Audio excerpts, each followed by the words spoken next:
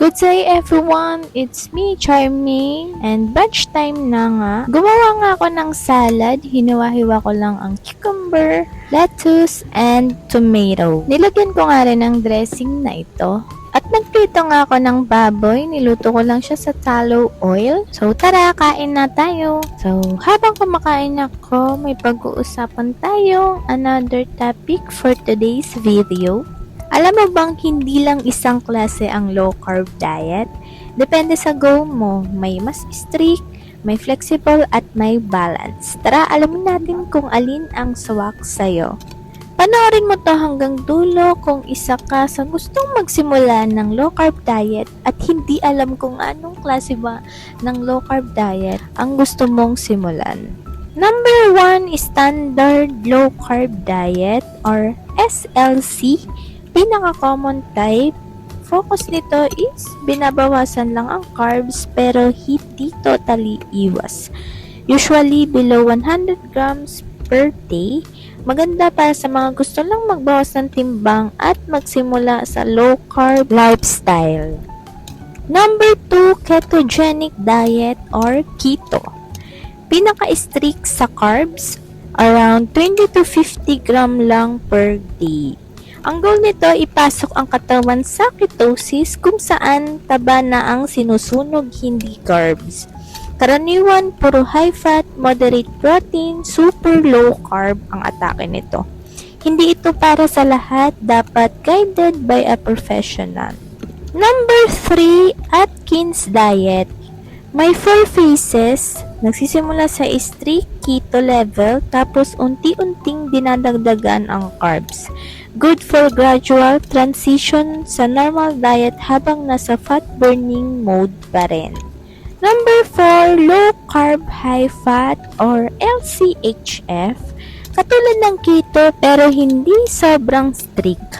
Focus ito sa healthy fats tulad ng olive oil, avocado, butter at fatty fish.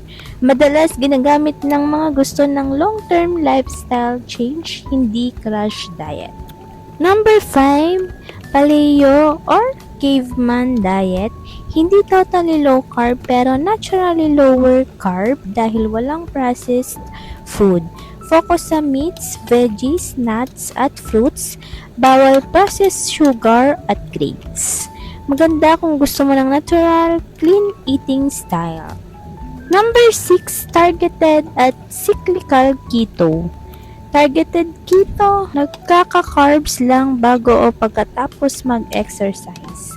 Ang cyclical keto naman, may mga araw na high carbs para mag-replenish ng energy. Ideal para sa mga active o mahilig mag-workout. So, dyan na nga natatapos ang iba't ibang uri ng low carb diet. Ngayon, alam mo na ang iba't ibang type ng low carb diet. Alin kaya ang bagay sa lifestyle mo? Comment mo lang kung anong klase ng low carb ang gusto mong subukan. By the way, ang sarap ng pagkain ko ngayon. Bagay na bagay yung lasa ng ginawa kong salad at yung pritong baboy. For sure, talagang uulitin ko itong recipe ko na to. Hindi nga lang ramdam ang pagka-crispiness ng baboy kasi 2x2 ko ang video na to para mas mabilis. Pero tungtawa ako sa kinakain ko at sarap na sarap din at the same time.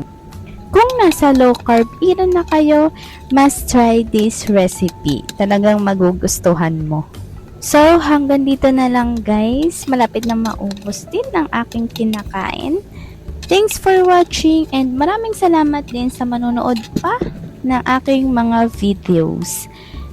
Pahingi naman po ako ng isang like at pa-subscribe na rin for more videos like this. Hanggang sa uulitin po, maraming salamat. Bye-bye po.